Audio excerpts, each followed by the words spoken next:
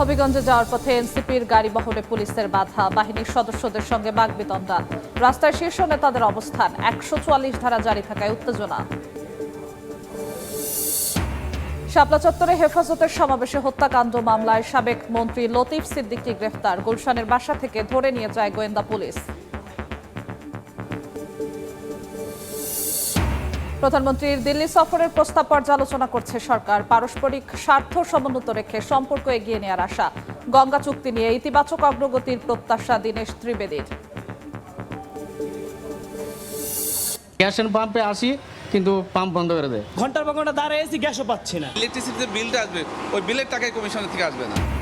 গ্যাসের তীব্র সংকটে পাম্পে গাড়ির সারি, দিন দিন কমছে সরবরাহ। কারখানার উৎপাদনও ব্যাহত। অতীতে গুরুত্ব না দেয়ায় সংকট সমাধানের আশ্বাস প্রধানমন্ত্রীর। এবং সাজ্জাদ বাহিনীর হাত ধরে চট্টগ্রামে ত্রাসের রাজত্ব গড়ে শীর্ষ সন্ত্রাসী ডেভিড ইমন। বেশ পরিবর্তন করেও হয়নি শেষ রক্ষা। ভারতে পালানোর সময় যশোরে গ্রেফতার।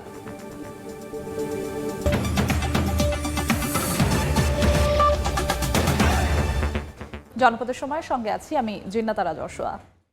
শ্রীমঙ্গলে এনসিপির গাড়িবহর আটকে দিল পুলিশ। ১৪৪ ধারা উপেক্ষা করে সিলেট থেকে হবিগঞ্জের পথে যাত্রা করলে তাদের আটকে দেওয়া হয়। এ সময় বাহিনীর সদস্যদের সঙ্গে বাকবিতণ্ডা হয় নেতাদের। হবিগঞ্জের কামাইছড়ায় শীর্ষ নেতারা অবস্থান নেন। ১৪৪ ধারা জারি থাকায় এলাকা জুড়ে উত্তেজনা বিরাজ করছে। পদযাত্রায় হামলার প্রতিবাদে বুধবার ১৪৪ ধারা উপেক্ষা করে সিলেট থেকে হবিগঞ্জের পথে যাত্রা করে এনসিপির নেতারা। মৌলভীবাজারে শ্রীমঙ্গলে তাদের আটকে দেয় পুলিশ। এ সময় চলে বাকবিতণ্ডা। আপনি এখানে বসে পরিস্থিতি স্বাভাবিক কিভাবে করবেন? পুলিশের ব্যারিকেড ভেঙে সামনে এগোতে চাইলে পুলিশ তাদের কয়েক দফায় আটকে দেয়। এ ঘটনায় ক্ষোভ প্রকাশ করেন এনসিপি নেতারা। যেহেতু ১৪৪ ধারা জারি করেছে, আমরা আইন শৃঙ্খলার পরিবেশ বা সব কিছুকে সহযোগিতা করে আমরা বলেছি আমরা শুধু যাব, মামলা দায়ের করব, আহতদের দেখবো, তাদের পরিবারের সাথে সাক্ষাৎ করে আমরা চলে আসবো। সরকারের বিরুদ্ধে অসহযোগিতার অভিযোগ করেন তারা। পুলিশ কোনোভাবেই সহযোগিতা করছে না, এটা ওনাদের ঊর্ধ্বতন কর্তৃপক্ষ এবং আমি বলবো যে এটা সরকার এটা করাচ্ছে। স্থানীয় প্রশাসন জানায় নিরাপত্তার স্বার্থেই তাদের এই পদক্ষেপ। যাত্রাপথে বাধা পেয়ে সড়কেই অবস্থান নেন এনসিপি নেতারা। মঙ্গলবার বিকেলে হবিগঞ্জে জাতীয় নাগরিক পার্টি এনসিপির জুলাই পদযাত্রা কর্মসূচিতে হামলা করে দুর্বৃত্তরা। এতে আহত হয় দলটির উত্তরাঞ্চলের মুখ্য সংগঠক সার্জিস আলম, নাসির উদ্দিন পাটোয়ারি সহ কেন্দ্রীয় নেতারা। এ ঘটনায় স্থানীয় বিএনপিকে দায়ী করে তার মতো বক্তব্য থেকে বিরত থাকতে রাজনৈতিক দলগুলোর প্রতি আহ্বান জানিয়েছেন প্রধানমন্ত্রীর রাজনৈতিক উপদেষ্টা ও বিএনপির সিনিয়র যুগ্ম মহাসচিব রুহুল কবির রিজভী। দুপুরে নয়াপল্টন দলের কেন্দ্রীয় কার্যালয়ে সাংবাদিকদের প্রশ্নের জবাবে তিনি বলেন, উস্কানিমূলক ভাষায় কথা বললে গণতন্ত্রের পরিবেশ নষ্ট হয়। রাজনৈতিক দলের মত প্রকাশ সভ্য ভাষায় হওয়া উচিত বলে মন্তব্য করেন রিজভী। তিনি বলেন, বেগম খালেদা জিয়া ও তারেক রহমানের নেতৃত্বে জুলাইয়ের পটভূমি তৈরি হয়েছিল। জানান, আগামী ৪ আগস্ট রাজধানীতে ২৪-এর গণ অভ্যুত্থান নিয়ে বিএনপি আয়োজিত বিশেষ আলোচনা সভায় প্রধান অতিথি হিসেবে উপস্থিত থাকবেন প্রধানমন্ত্রী তারেক রহমান।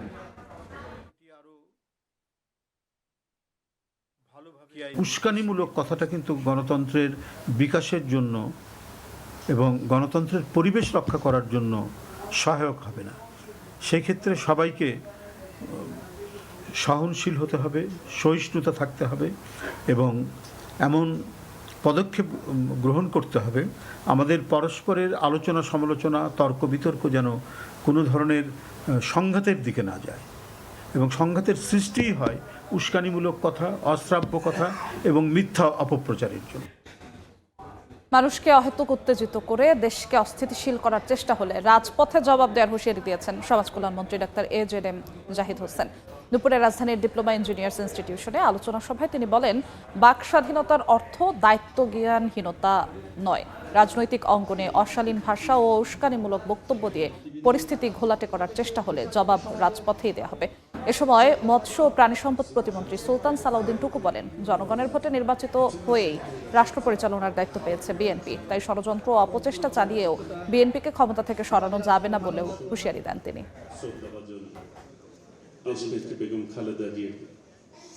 স্বৈরাচারকে পুনর্বাসন করার জন্য যারা মিশন নিয়ে নেমেছেন তাদের জন্য সুস্পষ্ট ভাষায় আমরা বলতে চাই, বিএনপির ইতিহাস আপোষকামিতার ইতিহাস নয়, বিএনপির ইতিহাস পলায়ন পরে তার ইতিহাস নয়, বিএনপির ইতিহাস স্বৈরাচারকে প্রতিরোধ করার ইতিহাস। এবং বিএনপি ইনশাআল্লাহ জনগণকে সাথে নিয়ে আগামী দিনে তাদেরকে রাজপথে যথাযথ জবাব দেওয়া হবে। বিএনপিকে এই সমস্ত পরাজিত শক্তি ৭১-এ যাদের ভূমিকা, বিতর্কিত ভূমিকা, যাদেরকে এই দেশের মানুষ রাজাকার হিসাবে চিহ্নিত করেছে, তারা বিএনপিকে ফেলে দিতে চায়। বিএনপি যদি ঐক্যবদ্ধ থাকে, এমন কোনো শক্তি নাই বিএনপিকে পরাজিত করে। সব চ্যালেঞ্জ মোকাবিলায় জাতীয় ঐক্যের কোনো বিকল্প নেই বলে মন্তব্য করেছেন স্থানীয় সরকার মন্ত্রী মির্জা ফখরুল ইসলাম আলমগীর। রাজধানীর তেজগাঁওয়ে আহসানুল্লাহ বিজ্ঞান ও প্রযুক্তি বিশ্ববিদ্যালয়ের আয়োজনে জলবায়ু পরিবর্তন বিষয়ক বিতর্ক প্রতিযোগিতার অনুষ্ঠানে কথা বলেন মন্ত্রী। তরুণদের সক্ষমতাকে কাজে লাগিয়ে দেশ বড় বড় চ্যালেঞ্জ মোকাবিলা করতে পারবে। তিনি আরো বলেন, দেশের তরুণরাই তাদের দেশপ্রেম ও সাহসিকতার মাধ্যমে দেশকে ফ্যাসিবাদ মুক্ত করেছে। দেশকে সমৃদ্ধ করতে সবাইকে ঐক্যবদ্ধ হয়ে কাজ করার আহ্বান জানান মন্ত্রী। আমাদের তরুণরা তাদের যে ক্ষমতা দিয়ে, তাদের দেশের প্রতি যে ভালোবাসা দিয়ে তারা যে একটা অসম্ভবকে সম্ভব করেছে, একটা ফ্যাসিবাদকে হ্যাপি দিয়ে একটা গণতান্ত্রিক পরিবেশ সৃষ্টি করেছে, উদার একটা গণতান্ত্রিক ব্যবস্থাকে প্রতিষ্ঠা করবার সুযোগ করে দিয়েছে। আমরা বারবার বঞ্চিত হয়েছি, বারবার ধাক্কা খেয়েছি, হোঁচট খেয়েছি। এবার আমাদের সামনে একটা সুযোগ এসেছে। স্থানীয় নির্বাচনে বিজয় নিশ্চিত করতেই ইসিতে বিএনপি করা লোক নিয়োগ দেওয়া হয়েছে বলে অভিযোগ করেছে জামায়াত ইসলামী। সিইসির সঙ্গে বৈঠক শেষে দলটির সেক্রেটারি জেনারেল বলেন, দলীয় নিয়োগ বহাল থাকলে প্রশ্নবিদ্ধ হবে ভোট। এ সময় কার্যক্রম নিষিদ্ধ দলের পদধারীদের নির্বাচনে অংশগ্রহণের সুযোগ না দেওয়ার দাবি জানান মিয়া গোলাম পরোয়ার। এছাড়া এমপিওভুক্ত শিক্ষকদের নির্বাচনে অযোগ্য করার সিদ্ধান্ত বাতিলের আহ্বান জানান তিনি। স্থানীয় সরকার ভোট সুষ্ঠু ও গ্রহণযোগ্য করতে ৯ দফা প্রস্তাব নিয়ে নির্বাচন কমিশনে জামায়াত ইসলামী বুধবার সিএসি এএমএম নাসিরউদ্দিনের নেতৃত্বে ৪ কমিশনারের সঙ্গে প্রায় ১.৫ ঘণ্টার বৈঠক করেন দলটির ৬ সদস্য। বিএনপির রাজনীতি করা শামসুল আলমকে ইসির অতিরিক্ত সচিব পদে নিয়োগে ক্ষোভ জানান জামায়াতের সেক্রেটারি জেনারেল। জানান, সাংবিধানিক প্রতিষ্ঠানে রাজনৈতিক নিয়োগ সুষ্ঠু নির্বাচনের অন্তরায়। এই রাজনৈতিক নিয়োগকে বাতিল করতে হবে। জাতীয় নির্বাচনে একটা দলের পক্ষে দায়িত্ব পালন করেছেন, তার ইলেকশনে কমিশনে আসাটা আগামী নির্বাচন একেবারে দিব্যি নিরপেক্ষ হবে না, একদিকে নিয়ে যাবে। এই উদ্দেশ্যে তারা এখানে অ্যাপয়েন্টমেন্ট দিয়েছে।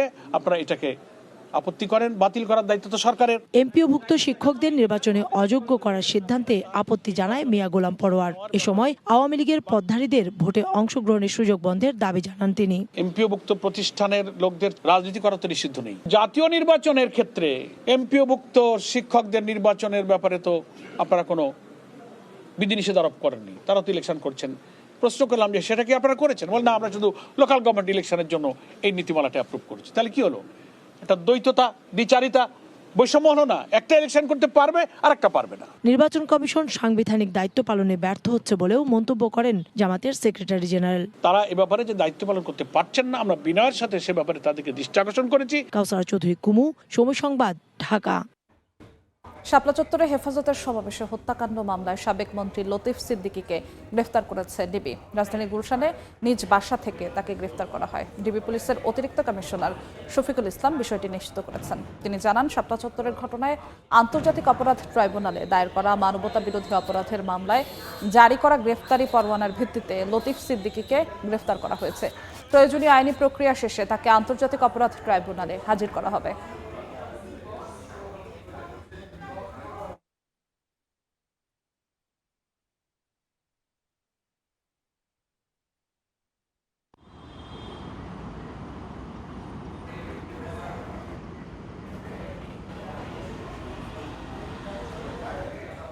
প্রধানমন্ত্রী তারেক রহমানের ভারত সফরের প্রস্তাব পর্যালোচনা করা হচ্ছে বলে জানিয়েছেন পররাষ্ট্রমন্ত্রী। তিনি বলেন, পারস্পরিক স্বার্থ, সার্বভৌমত্ব ও সমতা বজায় রেখে বাংলাদেশ ভারত সম্পর্ক এগিয়ে নিতে একমত দুই দেশ।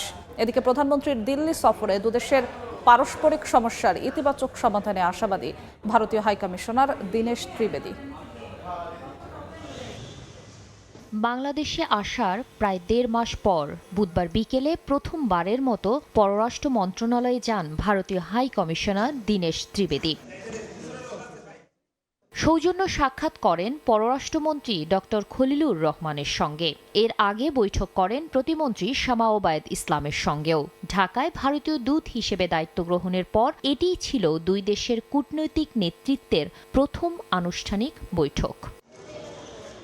আলোচনা ইতিবাচক হয়েছে জানিয়ে ভারতীয় হাই কমিশনার বলেন, দুই দেশের জনগণের ঐতিহাসিক সম্পর্ক আরও দৃঢ় করার পাশাপাশি ভারতে আয়োজিত ব্রিক্স সম্মেলনে প্রধানমন্ত্রী তারেক রহমানের সম্ভাব্য সফর এবং গঙ্গার পানি বণ্টন চুক্তি নিয়ে আশাবাদী New Delhi. Whatever is beneficial to both the people, it's definitely will happen. Once the Honorable Prime Minister, I'm sure, visits India, and the working group will have their own papers. So things, I'm looking forward to everything which is positive. And I can tell you, we had a great meeting with lot of positivity. ফিলিপাইনে ASEAN সম্মেলনের ফাঁকে ভারতের পররাষ্ট্রমন্ত্রী এবং নতুন high কমিশনারের সঙ্গে আলাপচারিতার প্রসঙ্গ টেনে পররাষ্ট্রমন্ত্রী জানান, পারস্পরিক স্বার্থ এবং সম্মানের ভিত্তিতে ঢাকা দিল্লি সম্পর্ক আরও এগিয়ে নিতে একমত দুদেশ। বলেন, পর্যালোচনার টেবিলে আছে প্রধানমন্ত্রীর ভারত সফরের প্রস্তাব। এখন রিভিউ করছে এবং আমরা এ বিষয়ে একটা সিদ্ধান্ত নেব। পারস্পরিক সার্বভৌম সমতার ভিত্তিতে আমরা এগিয়ে নিয়ে যাব, এই বিষয়ে আমরা একমত পোষণ করি। বৃহস্পতিবার মার্কিন প্রেসিডেন্টের মধ্য ও দক্ষিণ এশিয়া বিষয়ক বিশেষ দূত সার্জিও গোরের বাংলাদেশ সফর প্রসঙ্গে এক প্রশ্নের জবাবে খলিলুর রহমান বলেন, কোনো দেশের সঙ্গে সম্পর্ক জোরদার করার অর্থ অন্য দেশের সঙ্গে সম্পর্কের অবনতি নয়। জাতীয় স্বার্থ প্রাধান্য দিয়েই সম্পর্ক এগিয়ে নিচ্ছে বাংলাদেশ। কারোর সঙ্গে সম্পর্ক উন্নয়ন মানে এই নয় যে আরেকজনের সঙ্গে সম্পর্ক অবনতি হচ্ছে। চীনের সঙ্গে আমাদের একটা অত্যন্ত ভালো সফর হয়েছে। ভবিষ্যতে যদি ভারতে আমাদের প্রধানমন্ত্রী যান, আমরা আশা করব সেই সফরটিও অত্যন্ত ভালো হোক। এবং এই যে মিস্টার গোর আসবেন, আমার সঙ্গে সেক্রেটারি অফ স্টেটের রুবিও সাহেবের সঙ্গে দেখা হয়েছে। এগুলো হচ্ছে এই ইন্টারাকশনগুলোর মাধ্যমে আমরা সম্পর্ক এগিয়ে নিতে যাচ্ছি। ভারতে নিযুক্ত মার্কিন রাষ্ট্রদূত সার্জিও গোর সরকারের পাশাপাশি অংশীজনদের সঙ্গেও বৈঠক করবেন। এছাড়া কক্সবাজারে রোহিঙ্গা ক্যাম্প পরিদর্শন করবেন বলেও জানান পররাষ্ট্রমন্ত্রী। যেখানে আমাদের স্বার্থ আমরা সেখানে যাব। শাতিলা শারমিন, সময় সংবাদ, ঢাকা। এক সপ্তাহ ধরে তীব্র গ্যাস সংকটে কলকারখানার উৎপাদন ব্যাহত হচ্ছে। সবচেয়ে ক্ষতিতে পোশাক কারখানা, ডাইং ও নিটিং শিল্প। পর্যাপ্ত গ্যাসের চাপ না থাকায় উৎপাদন কমিয়ে দিয়েছে অনেক কারখানা। আবার কোথাও কোথাও অলস সময় কাটছে শ্রমিকদের। বাসাবাড়ি ও সিএনজি ফিলিং স্টেশনেও কমেনি ভোগান্তি। 8 থেকে 10 দিনের মধ্যে সংকট নিরসনের আশা তিতাস গ্যাস কর্তৃপক্ষের। অলস পড়ে আছে মেশিনগুলো, কোথাও উৎপাদন একেবারে বন্ধ, আবার কোথাও ঢিমেতালে কোনোরকম চলছে উৎপাদন। গাজীপুরে ছোট বড় মিলিয়ে প্রায় ৩৫০০ শিল্প কারখানা রয়েছে, যার বড় একটি অংশ গ্যাসের ওপর নির্ভরশীল। গত এক সপ্তাহ ধরে তীব্র গ্যাস সংকটে ভুগছে কারখানাগুলো। গ্যাসের চাপ কম থাকায় ডাইং কারখানাগুলো সবচেয়ে বেশি ক্ষতিগ্রস্ত হচ্ছে। আমাদের ডাইং প্রোডাকশন 24 ঘন্টা নিরবচ্ছিন্ন গ্যাসের প্রেশার থাকতে হবে, আদারওয়াইজ আমাদের গ্যাসের এই প্রেশারের কারণে সমস্যা হয়। গ্যাস সংকটে সাভার, আশুলিয়া ও ধামরাই শিল্পাঞ্চলের অনেক কারখানায় উৎপাদন মারাত্মকভাবে ব্যাহত হচ্ছে। শিল্প সংশ্লিষ্টরা বলছেন, পর্যাপ্ত গ্যাস না থাকায় জেনারেটর, বয়লার ও বিভিন্ন উৎপাদন মেশিন স্বাভাবিকভাবে চালানো যাচ্ছে না। এতে অনেক প্রতিষ্ঠানে উৎপাদন নেমে এসেছে প্রায় অর্ধেকে। শিল্প মালিকদের আশঙ্কা, এই পরিস্থিতি অব্যাহত থাকলে নির্ধারিত সময়ে রফতানি পণ্য পাঠাতে অতিরিক্ত খরচে এয়ার শিপমেন্ট করতে হবে। এমনকি কিছু অর্ডার বাতিল হওয়ারও ঝুঁকি রয়েছে। কাজ করতে পারতেছি না, আমাদের বয়লার চলতেছে না। বয়লার না চললে আমরা আয়রন চালু করতে পারি না, যার দরুন সুইং বেলা শেষে আমরা কিন্তু জিরো। শিল্পনগরী নরসিংদীতে মিলছে না পর্যাপ্ত গ্যাস। কারখানার কর্মঘণ্টার 4 ভাগের 1 ভাগে নেমে যাওয়ায় উৎপাদন ব্যাহত হচ্ছে। যদি বড় জোর 1 সপ্তাহ তারা আমাদেরকে সাইজিং থেকে বিম না দিতে পারে, তাহলে পুরো ফ্যাক্টরি বন্ধ হয়ে যাবে। তো আমরা গ্যাসের জন্য এই সমস্যাগুলি ফিল করতেছি। মহেশখালীতে ভাসমান এলএনজি টার্মিনালে কারিগরি ত্রুটির কারণে জাতীয় গ্রিডে গ্যাস সরবরাহ কমে যাওয়ায় প্রভাব পড়ছে শিল্পনগরী নারায়ণগঞ্জেও। আবাসিক ও পরিবহন খাতের পাশাপাশি শিল্পাঞ্চলেও গ্যাস সংকট চলছে। ডাইং ও পোশাক কারখানাগুলোতে উৎপাদন প্রায় 20% নেমে এসেছে। গ্যাস হচ্ছে আমাদের টেক্সটাইল সেক্টরের এক মূল চালিকা শক্তি। এই গ্যাসের মাধ্যমে আমরা এখানে পাওয়ার উৎপাদন করি। তবে আগামী 8 থেকে 10 দিনের মধ্যে সংকট নিরসনের আশা করছেন তিতাসের কর্মকর্তা। আগামী 8-10 দিনের ভিতরে এই ক্রাইসিসটাও উত্তোলন করতে পারবো। গ্যাসের চাপ কমে যাওয়ায় নারায়ণগঞ্জের 33টি সিএনজি ফিলিং স্টেশনে অচল অবস্থা সৃষ্টি হয়েছে। তারিফ রহমান, সময় সংবাদ। নোয়াখালীর সেনবাগ উপজেলার বড় চারিগাঁও গ্রামে নতুন গ্যাস কূপের সন্ধান পেয়েছে বাপেক্স। 45 দিন খনন ও 15 দিনের পরীক্ষা নিরীক্ষার পর নিশ্চিত হওয়া যাবে কূপটিতে মজুদ থাকা গ্যাসের পরিমাণ। সফলভাবে খনন সম্পন্ন হলে প্রতিদিন এখান থেকে 7 মিলিয়ন ঘনফুট গ্যাস জাতীয় গ্রিডে যুক্ত হতে পারে বলে আশা করা হচ্ছে। নোয়াখালী থেকে সাইফুল্লাহ কামরুলের তথ্য, মোহাম্মদ ইয়াসিনের ছবিতে ডেস্ক রিপোর্ট। চলমান সংকটের মাঝেই শুরু হলো নতুন গ্যাসকূপের খনন কার্যক্রম। দুপুরে নোয়াখালীর সেনবাগের বড়চারিগাঁও গ্রামে কূপটি খনন শুরু করেন রাষ্ট্রায়ত্ত প্রতিষ্ঠান বাপেক্স। সুন্দরপুর 4 নামে এই কূপে প্রাথমিকভাবে মাটির 1550 মিটার নিচ পর্যন্ত খনন করা হবে। জাতীয় গ্রিডের পাশাপাশি সেনবাগের মানুষ যাতে গ্যাসের সুফল পায় তা নিশ্চিত করার দাবি স্থানীয়দের। আমাদের এলাকায় সেনবাগে যে গ্যাস পাইছে আমরা এতে খুশি। আমাদের একটা আবদার থাকবে, আমাদের এলাকাবাসী যেন গ্যাসটা পায়। জাতীয় গ্রিডে যা যাওয়া যাবে, বাকিটা যেন আমাদের এই অঞ্চলের মানুষ অন্তত তারা গ্যাস পায়, এটা আমাদের সংসদ সদস্য মহোদয়ের মাধ্যমে এটা আমি অনুরোধ জানাই। বাপেক্স জানায় 45 দিনের মধ্যে খনন কাজ শেষ করে 15 দিনের ড্রিল স্টিম টেস্ট বা ডিএসটি পরীক্ষার পরই জানা যাবে কূপে মজুদ থাকা গ্যাসের পরিমাণ। এখান থেকে প্রতিদিন অন্তত 7 মিলিয়ন ঘনফুট গ্যাস জাতীয় গ্রিডে যুক্ত হতে পারে বলে আশা করা হচ্ছে। আমাদের টার্গেট আছে এটা 1600 মিটার ড্রিল করব 1361 মিটার থেকে।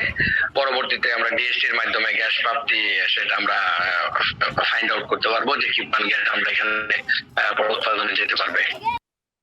দেশে চলমান জ্বালানি সংকটের মধ্যে স্থলভাগে গ্যাস পাওয়ার খবরকে আশাব্যঞ্জক বলছেন সংশ্লিষ্টরা। এখান থেকে কি পরিমাণ গ্যাস উত্তোলন সম্ভব তা জানতে অপেক্ষা করতে হবে অন্তত 2 মাস।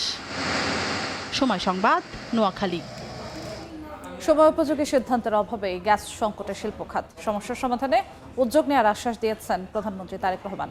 সকালে সচিবালয়ে টেক্সটাইল খাতে সমস্যা সমাধানে গঠিত কমিটির সঙ্গে সরকার প্রধানের বৈঠক শেষে একথা জানান বিটিএমএ সভাপতি। এদিকে প্রধানমন্ত্রীর সঙ্গে বৈঠক শেষে বরেন্দ্র বহুমুখী উন্নয়ন কর্তৃপক্ষ চেয়ারম্যানের অভিযোগ, প্রতিষ্ঠান বন্ধে বাজেট কমানো সহ নানা প্রতিকূল পরিস্থিতি তৈরি করেছিল বিগত সরকার। মধ্যপ্রাচ্যে যুদ্ধ পরিস্থিতিতে দেশে জ্বালানি সংকটের মধ্যে দায়িত্ব নেয় বিএনপি সরকার। সমস্যা সামাল দিতে না দিতেই ইরান যুক্তরাষ্ট্রের মধ্যে নতুন করে সংঘাতে তীব্র হয়েছে গ্যাস সংকট। নতুন উৎস খুঁজতে মালয়েশিয়ার প্রধানমন্ত্রীর সঙ্গে ফোনালাপ করেন প্রধানমন্ত্রী তারেক রহমান।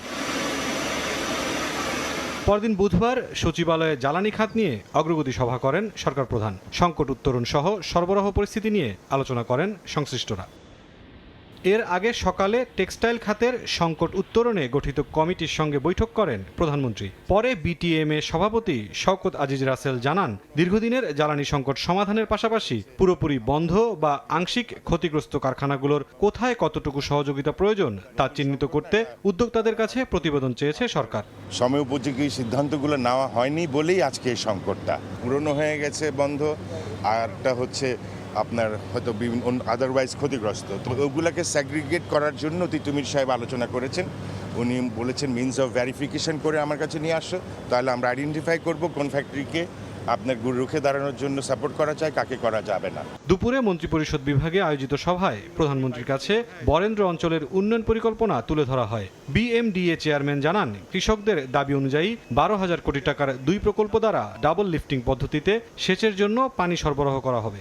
আমরা 2টি উন্নয়ন প্রকল্প জমা দিয়েছি প্রায় 2,000 কোটি টাকা, এবং আরেকটি সমন্বিত মেগা প্রজেক্ট, সেটিও প্রায় 10,000 কোটি টাকার মতো। আমরা আশা করছি দ্রুত সময়ের মধ্যে এগুলো পাশ হলে ওই অঞ্চলের 16 জেলার বরঞ্জের 16 জেলার কৃষকের ভাগ্য উন্নয়ন হবে। ভূগর্ভস্থ পানির উপর নির্ভরশীল ছিলাম, আমরা নতুন প্রযুক্তি নিয়ে এসেছি। সেখানে আমরা সারফেস ওয়াটার ইউজ করে মহানন্দ পানি নদী থেকে আমরা একটি ডবল লিফটিং করে এখানে 16 কিলোমিটার দূরে চাপাই এবং আমাদের নওগাঁ অঞ্চলে প্রায় কয়েক লক্ষ জমিতে আমরা সেচ সুবিধা দিব। এদিকে বিকেলে প্রধানমন্ত্রীর সভাপতিত্বে ভূমিকম্প পরবর্তী জরুরি সারা ও সার্বিক প্রস্তুতি সংক্রান্ত বৈঠক হয়। জাতীয় টাস্কফোর্স গঠন, ভূমিকম্প পরবর্তী জরুরি সেবা দিতে ঢাকা ও পার্শ্ববর্তী এলাকার জন্য 1 লাখ স্বেচ্ছাসেবক দল তৈরি, প্রশিক্ষণ প্রদান এবং প্রয়োজনীয় সরঞ্জাম সরবরাহের পরিকল্পনা নিয়ে আলোচনা হয়। এছাড়া প্রধানমন্ত্রীর কার্যালয়ে একটি বিশেষ সেল গঠনের সিদ্ধান্ত নেওয়া হয়। এরই মধ্যে 70,000 স্বেচ্ছাসেবকের ডাটাবেজ প্রস্তুত হয়েছে, বাকি 30,000 স্বেচ্ছাসেবকের তথ্য নিয়েও কাজ চলছে। মুরসালিন হক জুনায়েদ, সময় সংবাদ, ঢাকা। ভারতে পালিয়ে যাওয়ার সময় যশোরের ঝিকরগাছা থেকে শীর্ষ সন্ত্রাসী ডেভিড ইমনকে গ্রেফতার করেছে পুলিশ। হত্যা মামলা সহ 15টি মামলার আসামি সে। চট্টগ্রামের আন্ডারওয়ার্ল্ডের শীর্ষ সন্ত্রাসীকে গ্রেফতারে সাধারণ মানুষের মাঝে ফিরেছে স্বস্তি। আন্ডারওয়ার্ল্ডের আতঙ্কের নাম ডেভিড ইমন। পুলিশের তালিকায় চট্টগ্রামের শীর্ষ সন্ত্রাসী সে। কিছুদিন আগে চট্টগ্রামে একটি ইন্টারনেট সেবা প্রতিষ্ঠানের মালিকের কাছে 2 কোটি টাকা চাঁদা চেয়ে 2 দিনের সময় বেঁধে দিয়েছিল সে। নির্ধারিত সময়ে চাঁদা না পাওয়ায় তার নির্দেশে চন্দনপুরার ওই ইন্টারনেট অফিসে সশস্ত্র হামলা চালানো হয়। এরপর নতুন করে আবারও আলোচনায় ডেভিড ইমনের নাম। শীর্ষ সন্ত্রাসী সাজ্জাদ, ডেভিড ইমন, রায়হান, এদের প্রতি আমরা অনেকদিন ধরে চট্টগ্রাম জেলা পুলিশ তথ্য সংগ্রহ করছে। তারা দীর্ঘদিন ধরেই চট্টগ্রাম জেলা পুলিশের গোয়েন্দা নজরদারিতে ছিল। গোয়েন্দা তথ্যের ভিত্তিতে ভারতে পালিয়ে যাওয়ার সময় শীর্ষ সন্ত্রাসী ডেভিড ইমন ধরা পড়েন পুলিশের জালে। যশোর থেকে গ্রেফতার করা হয় তাকে। তাদের সঙ্গে প্রাথমিকভাবে কথা বলে আমরা যেটা জানতে পেরেছি যে তারা এই পথ দিয়ে ইন্ডিয়াতে যাবার একটা চেষ্টা করেছিল। পরবর্তীতে আমরা চট্টগ্রাম জেলা পুলিশের অফিসারদের কাছে তাদেরকে হস্তান্তর করেছি। তার গ্রেফতারের খবরে স্বস্তি ফিরেছে চট্টগ্রামের সাধারণ মানুষের মাঝে। এটা অপরাধী অ্যারেস্ট হয়েছে, এটা অবশ্যই ভালো বিষয়। আতঙ্কবিত ছিল মানুষ, কারণ এখানে মানুষজন ওর কারণে একটু শান্তি থাকতে পারতেছে না। মোবারক হোসেন ওরফে ডেভিড ইমন চট্টগ্রামের ফটিকছড়ি উপজেলার কাঞ্চননগর এলাকার বাসিন্দা। পার্থপ্রতিম বিশ্বাস, সময় সংবাদ। জনপদের সময় আরো থাকছে। সুন্দরবনে বাঘ সংরক্ষণে আসার আলো, রয়্যাল বেঙ্গলের সংখ্যা বেড়ে 125। হরিণ শিকার বন্ধের তাগিদ, নিরাপদ আবাস নিশ্চিতে বনাঞ্চল বাড়ানোর ঘোষণা মন্ত্রীর। 18 সালের জাতীয় নির্বাচনে শতভাগ ভোট পড়েছে এমন কেন্দ্রের সংশ্লিষ্ট কর্মকর্তাদের খুঁজছে দুদক। ভোট কারচুপির সঙ্গে জড়িত ডিসি সহ সংশ্লিষ্টদের তথ্য সংগ্রহে কাজ করছে তারা। এদিকে সাবেক সেনা কর্মকর্তা জিয়াউল আহসানের মিরপুর ডিওএইচএস এ থাকা আরও একটি ফ্ল্যাট নিয়ন্ত্রণে নিতে অভিযান চালাচ্ছে দুদকের একটি দল। দুর্নীতি দমন কমিশনের কাছে অভিযোগ রয়েছে, আওয়ামী লীগ ক্ষমতা থাকা অবস্থায় সবগুলো জাতীয় নির্বাচনে দলটিকে বিজয়ী করতে রাষ্ট্রীয় ক্ষমতার ব্যবহার করেছিলেন শেখ হাসিনার নেতৃত্বে বিভিন্ন স্তরের নেতাকর্মী ও সরকারি উচ্চ পর্যায়ের কর্মকর্তারা। 2025 সালের জানুয়ারিতে এই অভিযোগে দুদকের 5 সদস্যের অনুসন্ধান দল কাজ শুরু করে। সেই অনুসন্ধানী দল রাতের ভোট খ্যাত 2018 সালের নির্বাচনে শতভাগ ভোট পড়া কেন্দ্রসহ জালিয়াতির তথ্য উপাত্ত খুঁজছে।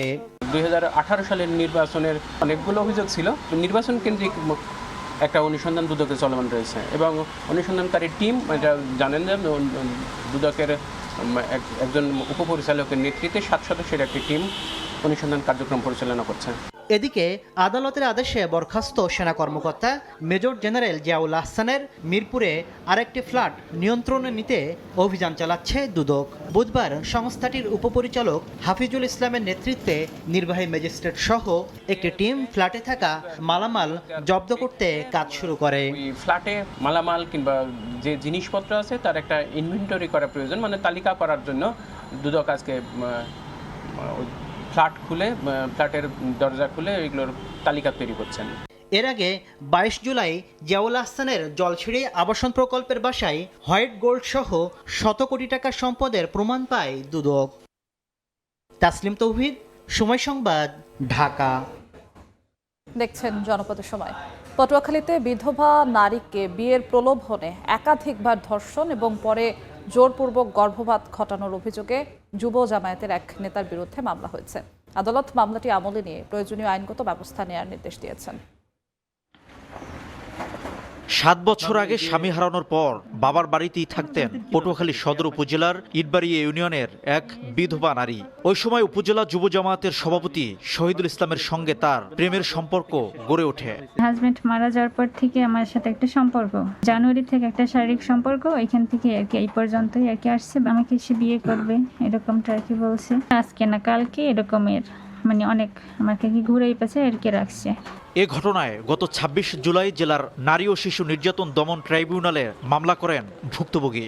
শুনানি শেষে বিচারক সদর থানাকে মামলাটি এজাহার হিসেবে গ্রহণ এবং প্রয়োজনীয় আইনগত ব্যবস্থা নেয়ার নির্দেশ দেন। মামলার এজাহারে উল্লেখ করা হয়, চলতি বছরের জানুয়ারি থেকে বিভিন্ন সময়ে বিয়ের প্রলোভনে একাধিকবার ভুক্তভোগীকে ধর্ষণ করে শহীদুল। এজাহারে আরও উল্লেখ করা হয়, এক পর্যায়ে ভুক্তভোগী অন্তঃসত্ত্বা হলে গর্ভের সন্তান কৌশলে নষ্ট করে যুব জামায়াতের ওই নেতা। এ ঘটনায় সুষ্ঠু তদন্ত ও অভিযুক্তের দৃষ্টান্তমূলক শাস্তির দাবি ওই নারীর পরিবার ও স্থানীয়দের। এই ঘটনা যখন ছড়াইছে, ছড়াবার পর আমরা শুনতে পাইছি, পর এখন ও ফোনে এবং লোক দ্বারা আমের যাইয়া হামকি দুমকি দিতে আছে আমারে। কেস মামলা হয়েছে, হ্যাঁ, তারপর এটা আমরা সূক্ষ্ম বিচার চাই। বিষয়টি তদন্ত করে পরবর্তী ব্যবস্থা নেওয়ার কথা জানিয়েছে পুলিশ। আমরা একটা এজাহার পেয়েছি আদালত থেকে, আদালতের নির্দেশনা আছে মামলা নেওয়ার, তদন্ত কার্যক্রম শুরু হয়েছে। এ ঘটনায় মামলার পর থেকে পলাতক রয়েছেন অভিযুক্ত যুব জামায়াত নেতা শহীদুল ইসলাম। শিকদার জাবির হোসেন, সময় সংবাদ, পটুয়াখালী। কিশোরগঞ্জে দুটি বাস, সিএনজি চালিত অটোরিকশা ও ইজি বাইকের চতুর্মুখী সংঘর্ষে আহত হয়েছেন অন্তত 15 জন। গুরুতর আহত 5 জনকে উপজেলা স্বাস্থ্য কেন্দ্রে ভর্তি করা হয়েছে। সকালে ভৈরবের সিলেট বাস স্ট্যান্ড এলাকায় ঢাকাগামী দিগন্ত পরিবহনের একটি বাস নিয়ন্ত্রণ হারিয়ে সামনে থাকা সিএনজি চালিত অটোরিকশাকে ধাক্কা দেয়। পরে সেটি ধাক্কা দেয় সামনে থাকা সোহাগ পরিবহনের বাসকে। সোহাগ পরিবহন ধাক্কা দেয় সামনে থাকা একটি যাত্রীবাহী ইজি বাইকে।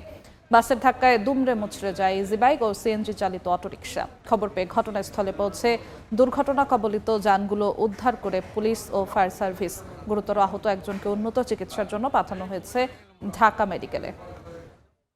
কিশোরগঞ্জের পুকুরের পানিতে ডুবে ভাই বোনের মৃত্যু হয়েছে। স্বজনরা জানান, সকালে মিঠামইন উপজেলার খলাপাড়া গ্রামে বাড়ির পাশে পুকুর পাড়ে খেলা করছিল শিশু রিফাত মিয়া ও তার বোন সাফা আক্তার।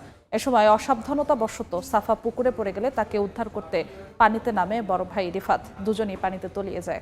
পরে তাদের উদ্ধার করে মিঠামইন উপজেলা স্বাস্থ্য কমপ্লেক্সে নিয়ে গেলে 2 শিশুকে মৃত ঘোষণা করেন চিকিৎসক। দেখছেন জনপদের সময়। আম পাওয়ার পর প্রধানমন্ত্রী তারেক রহমানের জন্য উন্নত জাতের আনারস পাঠালেন ভারতের ত্রিপুরা রাজ্যের মুখ্যমন্ত্রী ডাক্তার মানিক সাহা। দুপুর 1টার দিকে আখাউড়া স্থলবন্দর দিয়ে শুভেচ্ছা উপহার হিসেবে ভারতের ত্রিপুরা রাজ্যের বিখ্যাত কিউ জাতের 780 কেজি আনারস পাঠানো হয়। 100টি বক্সে মোট 620টি আনারস রয়েছে। আনারস গ্রহণ করতে আখাউড়ার ইন্টিগ্রেটেড চেকপোস্টের 0 পয়েন্টে উপস্থিত ছিলেন চট্টগ্রামের সহকারী ভারতীয় হাই কমিশনের অ্যাসিস্ট্যান্ট কনজুলার অফিসার পঙ্কজ জ্যোতি দাস সহ অন্যান্য কর্মকর্তারা জানান, বন্ধুত্ব ও মৈত্রীর এই সম্পর্ক যেন এগিয়ে যায় এবং বাণিজ্যিক সম্পর্ক যেন আরও মজবুত হয়, সেজন্য ত্রিপুরার কিউ আনারস মুখ্যমন্ত্রীর পক্ষ থেকে বাংলাদেশের প্রধানমন্ত্রীকে পাঠানো হয়েছে। বাংলাদেশে বেড়েছে রয়্যাল বেঙ্গল টাইগার, তবে আশার পাশাপাশি আছে উদ্বেগও। কারণ সুন্দরবনে বাঘের নিরাপদ আবাস নিশ্চিত করাই এখন বড় চ্যালেঞ্জ। জলবায়ু পরিবর্তন, লবণাক্ততা বৃদ্ধি, শিকারের প্রবণতায় হুমকির মুখে থাকলেও বাঘ সংরক্ষণে নতুন অ্যাকশন প্ল্যান বাস্তবায়ন শুরুর কথা বলছেন নীতি নির্ধারকরা। জলবায়ু বিষয়ক মন্ত্রী বলেন, বাঘ সংরক্ষণে আইন প্রয়োগের পাশাপাশি বন নির্ভর মানুষের বিকল্প জীবিকা নিশ্চিত করাও জরুরি। সুন্দরবনের বাঘ, রয়্যাল বেঙ্গল টাইগার নামে যার খ্যাতি বিশ্বজুড়ে, কিন্তু চতুর্মুখী সংকটে অস্তিত্ব হারানোর পথে বাংলার টাইগার। সুন্দরবনে বাঘ শুধু প্রাণীই নয়, এটি প্রাণীকুল ও প্রকৃতির ভারসাম্যেরও প্রতীক। প্রতিকূল পরিস্থিতি, শিকারীদের হানা সত্ত্বেও বেড়েছে বাঘের সংখ্যা। সবশেষ জরিপ অনুযায়ী দেশে বাঘের একমাত্র আবাসস্থল সুন্দরবনে বাঘ রয়েছে 125টি। বিশেষজ্ঞদের মতে শুধু বাঘের সংখ্যা বাড়লেই হবে না, প্রয়োজন নিরাপদ ও টেকসই আবাস নিশ্চিত করা। বিশ্ব বাঘ দিবসের আয়োজনে নীতি নির্ধারকরা জানান, বাঘ সংরক্ষণে শুরু হয়েছে টাইগার অ্যাকশন প্ল্যান। বাঘ প্রতিনিয়ত কিন্তু নদী সাঁতরায় বা খাল সাঁতরায় লোকালয়ে ঢুকে পড়তো, সেটা কিন্তু এখন আর হচ্ছে না। কারণ আমরা একটা নাইলনের নেট দিয়ে, দড়ি দিয়ে আমরা একটা বেষ্টনী করা হয়েছে যাতে বাঘ আসলে ওখানে একটু হালকা তার যদি টাচ লাগে সে ওখান থেকে ব্যাক করে। বাঘ সুরক্ষা বাহিনী করা হয়েছে, এখানে প্রায় 340 সদস্য বিশিষ্ট 49 টিম কাজ করছে এই বাঘ এবং বন্যপ্রাণীকে সুরক্ষা দেওয়ার জন্য। জীবনমান উন্নয়ন ও পরিবেশের ভারসাম্য রক্ষায় ব্যবস্থা নেওয়া হচ্ছে জানিয়ে মন্ত্রী বলেছেন, বাঘ সংরক্ষণে কার্যকর উদ্যোগ নেওয়া সময়ের দাবি। সুন্দরবন সংরক্ষণ করা সেটা একটা ওয়ার্ল্ড হেরিটেজ, সেটা ও খুব জরুরি। সুন্দরবন না থাকলে বাঘও থাকবে না। আমাদের দেশের পরিবেশের জন্য, দেশের প্রতিবেশ রক্ষার জন্য এটা অত্যন্ত জরুরি। জলবায়ু পরিবর্তন, লবণাক্ততা বৃদ্ধি, শিকারের প্রবণতায় বড় হুমকির মুখে বাঘ। শুধু আইন প্রয়োগ নয়, বন নির্ভর মানুষের বিকল্প জীবিকা নিশ্চিত করাকেও গুরুত্ব দিচ্ছেন সংশ্লিষ্টরা। রিমু সিদ্দিক, সময় সংবাদ, ঢাকা। জনপদের সময় শীর্ষ সংবাদগুলো জানিয়ে দিচ্ছি আরও একবার। হবিগঞ্জে যাওয়ার পথে এনসিপির গাড়ি বহরে পুলিশের বাধা, বাহিনীর সদস্যদের সঙ্গে বাগবিতণ্ডা। রাস্তায় শীর্ষ নেতাদের অবস্থান, 144 ধারা জারি থাকায় উত্তেজনা। শাপলা চত্বরে হেফাজতের সমাবেশে হত্যাকাণ্ড মামলায় সাবেক মন্ত্রী লতিফ সিদ্দিকী গ্রেফতার, গুলশানের বাসা থেকে ধরে নিয়ে যায় গোয়েন্দা পুলিশ। এবং প্রধানমন্ত্রী দিল্লি সফরের প্রস্তাব পর্যালোচনা করছে সরকার, পারস্পরিক স্বার্থ সমুন্নত রেখে সম্পর্ক এগিয়ে নেওয়ার আশা। গঙ্গা চুক্তি নিয়ে ইতিবাচক অগ্রগতির প্রত্যাশা দীনেশ ত্রিবেদীর।